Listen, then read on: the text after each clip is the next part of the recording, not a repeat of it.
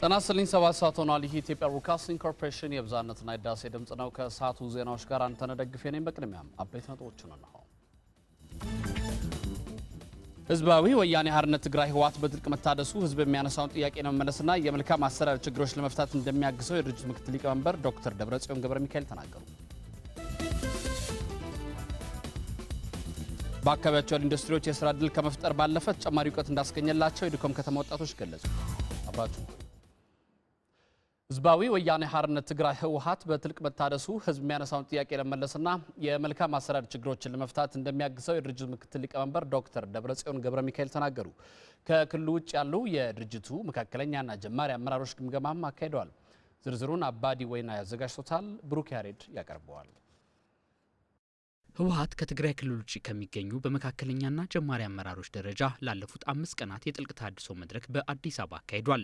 በመድረኩ በድርጅቱ የህዳሴ ጉዞ የተገኙ ውጤቶችና ያጋጠሙ ተግዳሮቶች በትኩረት ውይይት ተደርጎባቸዋል።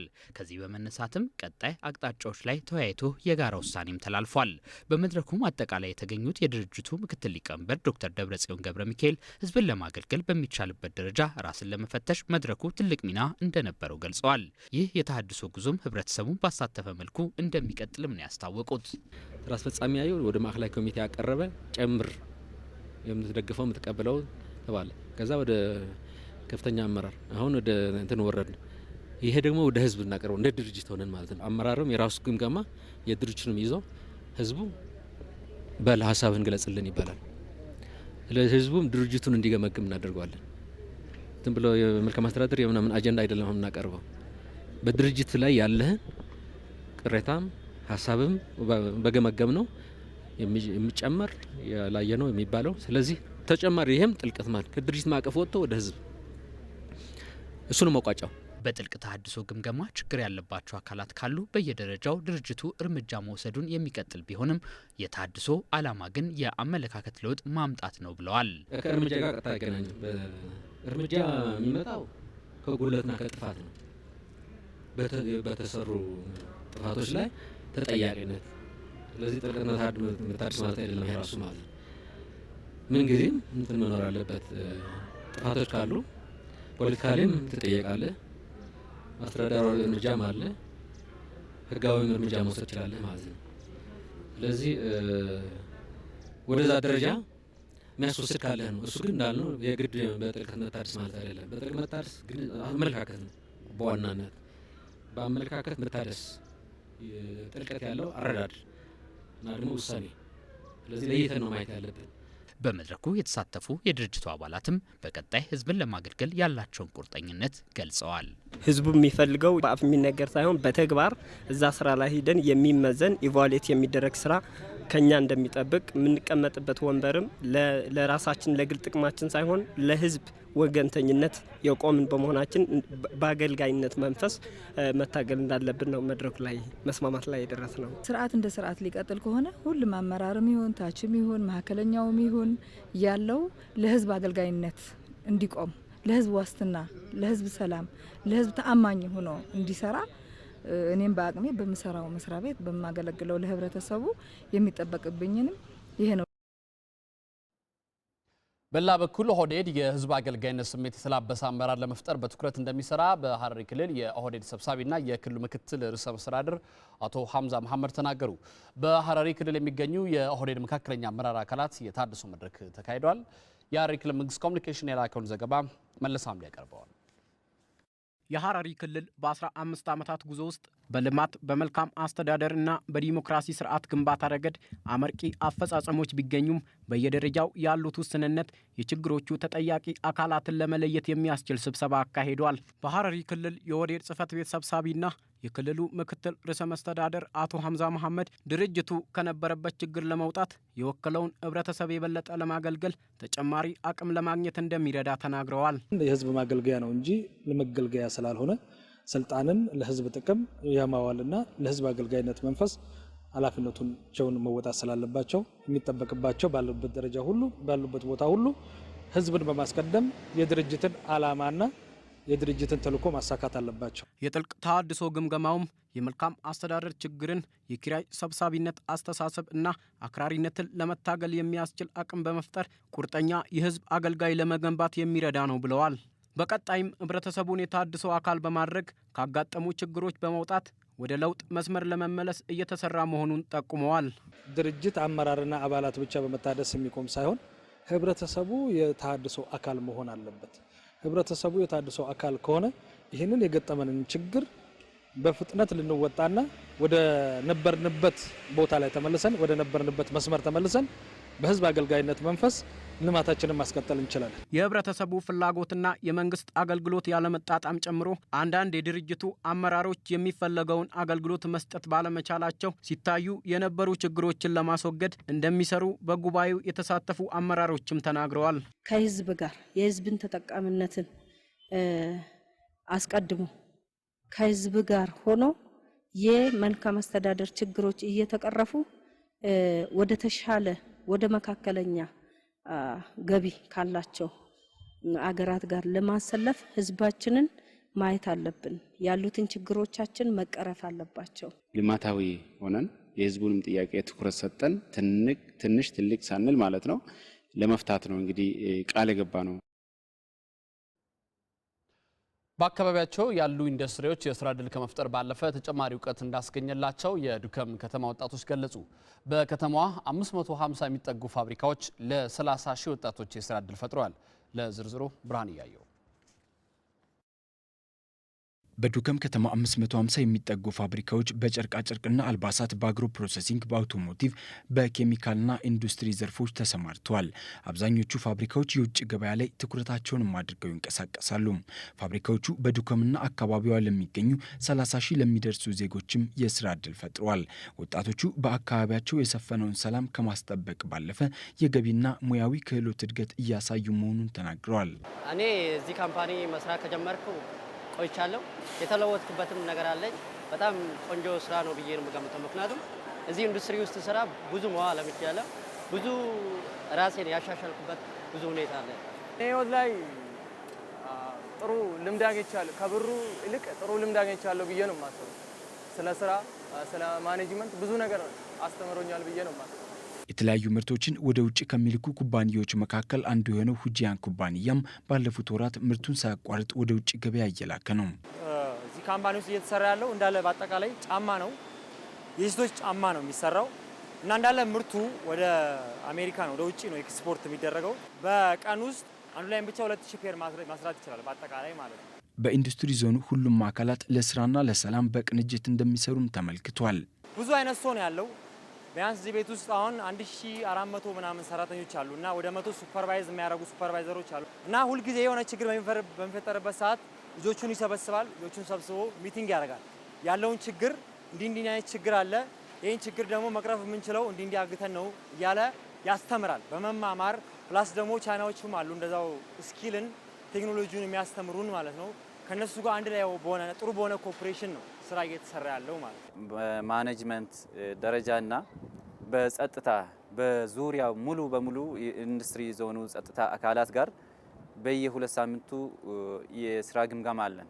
በስራ ግምገማዎች ውስጥ አንደኛ በፋብሪካዎች ውስጥ እየተደረጉ ያሉት እየተከናወኑ ያሉት የፋብሪካ ማኔጅመንት አሰራር ምን ይመስላል፣ ምንስ ይጎላል፣ ለጸጥታ መደፍረስ መንስኤ የሚሆኑ ነገሮች ምንድን ናቸው በሚሉት አርዕስቶች ላይ ጠለቅ ያለ ግምገማና ስብሰባ እናደርጋለን።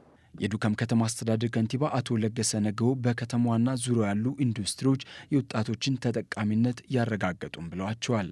ወደ 500 ምናምን ፋብሪካዎች አሉ። ከዛ ውስጥ ወደ 70% የሚጠጋ ሙሉ በሙሉ ስራውን አጠናቆ ምርት ውስጥ ገብቷል። ሰራተኛን ተቀብሎ እያሰራ ነው ያለው። ስለዚህ ፋብሪካዎች እኛ ጋር መኖራቸው የኛ ወጣቶች አማርጡ ስራ እንዲያገኙ ነው ያደረገው።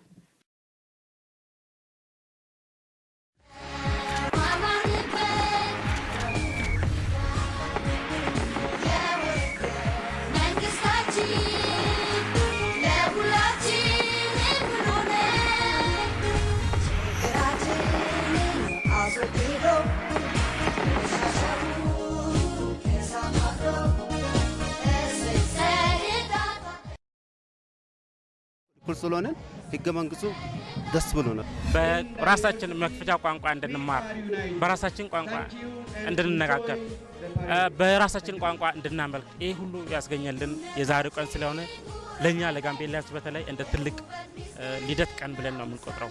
ፍቅር እንዲኖረን፣ ዲሞክራሲ እንዲኖረን ይሄ በዓል የብሔር ብሔረሰብ አስተዋጽኦ በጣም ከፍተኛ ነው። በቋንቋ እንለያይ እንጂ አንድነታችን እንደተጠበቀ ነው። አንድነታችንና መተዋወቃችን ለልማቱም ለሁሉም ለሀገሪቷም ለሁሉም የሚያስደስት ነው። ወጣቱ ትውልድም ይሄ ብሔሬ ነው፣ ይሄ የኔ ነው፣ ይሄ ማንነቴ ነው ብሎ ኢትዮጵያዊነቱን በትክክል እንዲቀበል ያደርጋል።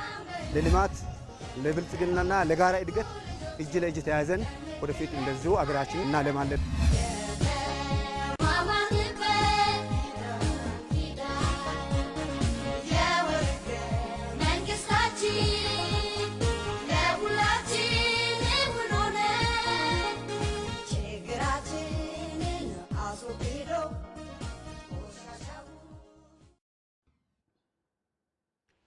በተያዘላቸው ጊዜ ገደብ ጥራታቸውን ጠብቀው የመንገድ ፕሮጀክቶችን በማያጠናቅቁ ስራ ተቋራጮች ላይ እርምጃ እንደሚወሰድ የኢትዮጵያ መንገዶች ባለስልጣን አስታወቀም። ግንባታው የተጓተተው የሐዋሳ ጭኮ የአስፋልት መንገድ ፕሮጀክት በሌላ የስራ ተቋራጭ ሊጀመር መሆኑን ባለስልጣኑ ገልጿል። ዮሐንስ ፍስሐ ተጨማሪ አለው። የኢትዮጵያ መንገዶች ባለስልጣን በአገሪቱ እያስገነባቸው ከሚገኙ 176 የመንገድ ፕሮጀክቶች መካከል አንዱ ነው የሐዋሳ ጭኮ የአስፋልት መንገድ ፕሮጀክት። 66 ኪሎ ሜትር የሚረዝመው ይህ የመንገድ ፕሮጀክት ሲዩ የተባለ የንግድ ስራ ተቋራጭ በ2005 ዓ.ም ነበር ከ960 ሚሊዮን ብር በላይ በሆነ ወጪ በ3 ዓመት ሰርቶ ለማስረከብ ውል ተፈራርሞ ወደ ስራ የገባው። ይሁንና እንደ ኢትዮጵያ መንገዶች ባለስልጣን መረጃ ስራ ተቋራጭ ኩባንያው በአፈጻጸም በጥራት ጉድለትና አቅም ማነስ ምክንያት መንገዱ በተባለለት ጊዜ አጠናቆ ሊያስረክብ አልቻለም። መንገዱ በተባለለት ጊዜ ባለመጠናቀቁ ታዲያ ለማህበራዊና ኢኮኖሚ ችግሮች ዳርጎናል ይላሉ የአካባቢው ነዋሪዎች።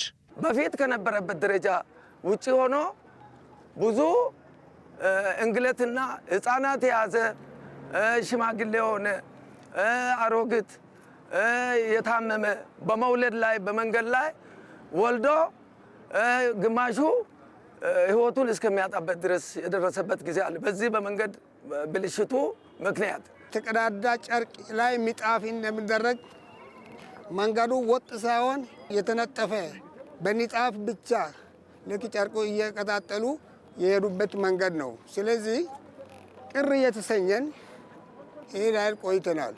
ያበላሹት መሰረተ ቢስ ስራ ነው። ለልጅ የሚያልፍ ለትውልድ የሚተላለፍ ይህ ስራ ተብሎ የሚገመት አይደለም። የኢትዮጵያ መንገዶች ባለስልጣን ዋና ስራ አስኪያጅ አቶ አራያ ግርማይ ስራ ተቋራጩ ማስተካከያ እንዲያደርግ ተደጋጋሚ ማስጠንቀቂያዎች ቢሰጠውም ሊያስተካክል ባልመቻሉ ፕሮጀክቱ ከስራ ተቋራጩ ተነጥቆ በጨረታ ጥሩ አፈጻጸም ላለው ሌላ ተቋራጭ መሰጠቱን ይገልጻሉ።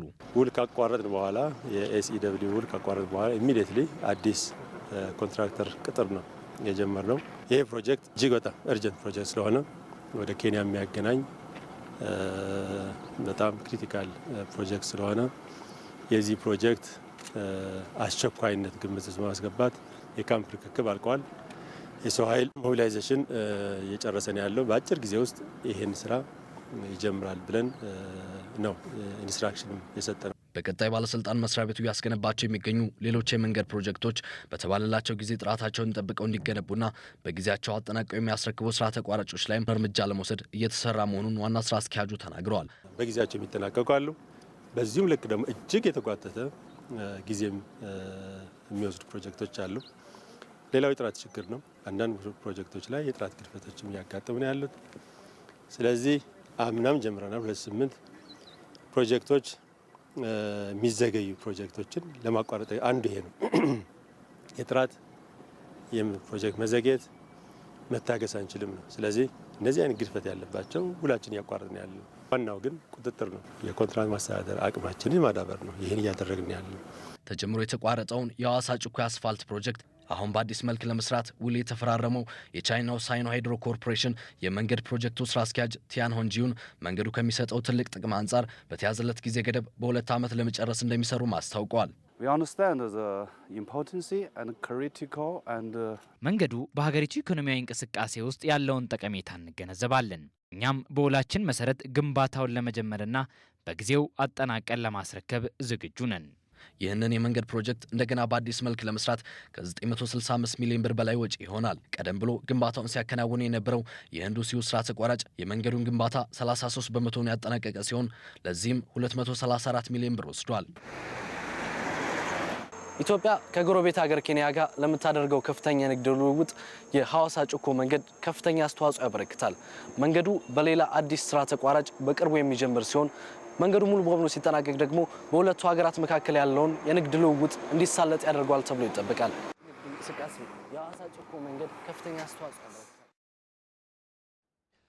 ጥቃቅንና አነስተኛ ኢንተርፕራይዞች በአገሪቱ እድገት ላይ የሚያበረክቱትን አስተዋጽኦ እንዲያሳድጉ ከፍተኛ ትምህርት ተቋማት ስራ ፈጠራ ላይ ያተኮረ ትምህርት ሊሰጡ እንደሚገባ ተገለጸ። ወሎ ዩኒቨርሲቲ በዘርፉ የሚስተዋሉ ችግሮችና መልካም አጋጣሚዎች ላይ ያተኮረ ጥናት አቅርበዋል። ዮም ሞገስ ተጨማሪ አለው። በመንግስት ከፍተኛ ትኩረት ከሰጣቸው ዘርፎች መካከል አንዱ በሆነው የጥቃቅንና አነስተኛ ኢንተርፕራይዝ በ2008 ዓ.ም 2.8 ሚሊዮን ለሚሆኑ ዜጎች የስራ ዕድል ተፈጥሯል። ይሁንና ጠንካራ የገበያ ትስስር አለመፈጠሩና የመስሪያና የማሳያ ቦታ እጥረት ለዘርፉ ማነቆ ከሆኑት መካከል ይጠቀሳል። ወሎ ዩኒቨርሲቲም የጥቃቅንና አነስተኛ ኢንተርፕራይዝ ፈተናዎችና መልካም አጋጣሚዎች በሚል ርዕስ ጥናት አቅርቦ ባለድርሻ አካላትን አወያይቷል። በመድረኩ የከፍተኛ ትምህርት ተቋማት ሚና ምን ሊሆን እንደሚገባም ተጠቅሷል። ጥቃቅንና አነስተኛ ኢንተርፕራይዞች ያላቸውን ሚና እንዲጫወቱ ከፍተኛ ትምህርት ተቋማት በአንድ በኩል በትምህርት ስርዓት ውስጥ ለዘርፉ ትኩረት በመስጠትና በማስተማር፣ በሌላ በኩል ደግሞ ተመራቂ ተማሪዎችን ስራ ፈላጊ ከመሆን ይልቅ የራሳቸውን ሙያና ችሎታ ተጠቅመው ስራ ፈጣሪ እንዲሆኑ የማሰልጠን፣ በዩኒቨርሲቲ ቆይታቸውም የፈጠራ ስራቸውን የማበረታታት ጉዳይ በእቅዳቸው አካተው መስራት ይጠበቅባቸዋል።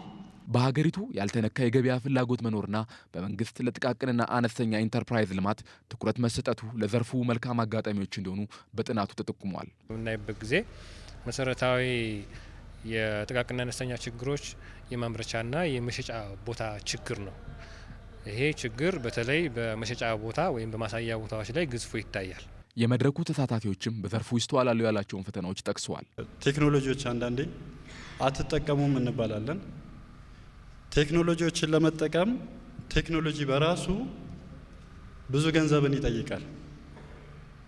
ገንዘብ እኮ አላገኘንም እያለ ነው። ብዙ ጥቃቅንና አነስተኛ ኢንተርፕራይዞች ምናምን ይደራጃሉ፣ ግን ወደ መካከለኛ የሚሸጋገሩት በጣም ትንሾች ናቸው እና ይሄ ያመለካከት ችግር አለ። በቃ ሰው ተመርቆ ባለሙያ ሆኖ ከቴክኒክና ሙያ ከከፍተኛ የትምህርት ተቋማት ምናምን ብሎ ስራ ብሎ የሚጠራው የመንግስትን ስራ ነው። በዋነኛነት ፍላጎታቸውን መሰረት ያደረገ ሆኖ ከሚሰሩት ስራ ጋር የተወሰነ ኖሃው ኖሯቸው ወይም ግንዛቤው እውቀቱ ኖሯቸው መርጠው በሚመጡበት አግባብ እንትን ብናረጋቸው ውጤታማነታቸውም በዛው ልክ የሚጨምር ይሆናል። ገና በመማር ማስተማር ላይ ያሉ ለዋጭ የሆነ ስራ ፈጠራ መሰረት ያደረገ ስልጠና መሰጠት አለበት። ሁለተኛ እያንዳንዱ ተማሪ መመረቂያ ጽሁፉን ከስራ ፈጠራ ጋር አገናኝቶ እንዲሰራና ሽልማት መስጠት። ዩኒቨርሲቲው በጥናት የተለዩ ችግሮችን ለመፍታትና የጥቃቅንና አነስተኛ ኢንተርፕራይዞችን ለመደገፍ ፕሮጀክት ቀርጾ እንደሚሰራም አስታውቋል።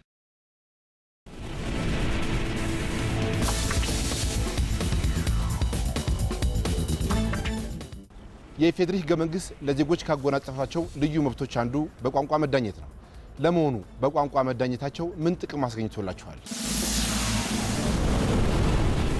በአማራ ክልል በዘንድሮ የምርት ዘመን ከ4 ሚሊዮን ሄክታር መሬት በላይ በሰብል ተሸፍኗል። ከዚህም ከ100 ሚሊዮን በላይ ኩንታል ምርት ይጠበቃል። ለመሆኑ በክልሉ አሁን ያለው የሰብል ሁኔታና የምርት አሰባሰብ ምን ይመስላል? በታዳሽ ኃይል አማካኝነት ኤሌክትሪክ ለማመንጨት ከሚገነቡ የተለያዩ ፕሮጀክቶች መካከል አንዱ የሆነው ያሉቶ ላንጋኖ የእንፋሎት ኃይል ማመንጫ ፕሮጀክት ግንባታው በምን ደረጃ ላይ ይገኛል? በአዲስ አበባ ከ70 በላይ በርካታ ወንዞች ቢገኙም ለረጅም ዓመታት ለነዚህ ወንዞች ተገቢው ትኩረት ስላልተሰጣቸው አሁን በከፍተኛ ደረጃ ተበክለዋል። የብክለት መጠናቸው ከፍ የማለቱን ያህል ደግሞ በህብረተሰቡ ላይ ጫና ማሳደራቸውም ከጊዜ ወደ ጊዜ እየጨመረ መጥቷል። ለመሆኑ ለነዚህ ወንዞች ብክለት መፍትሄው ምንድን ነው? በ15 የተለያዩ የሀገሪቱ ከተሞች በ2003 ዓ.ም ከ1.2 ቢሊዮን ብር በላይ ወጪ ተመድቦ ግንባታቸው የተጀመሩ የንጹህ መጠጥ ውሃ ፕሮጀክቶች በ2 ዓመት ጊዜ ውስጥ ይጠናቀቃሉ ተብሎ ቢጠበቅም እነሆ አሁን ከ6 ዓመታት በኋላ እነዚህ ፕሮጀክቶች አልተጠናቀቁም።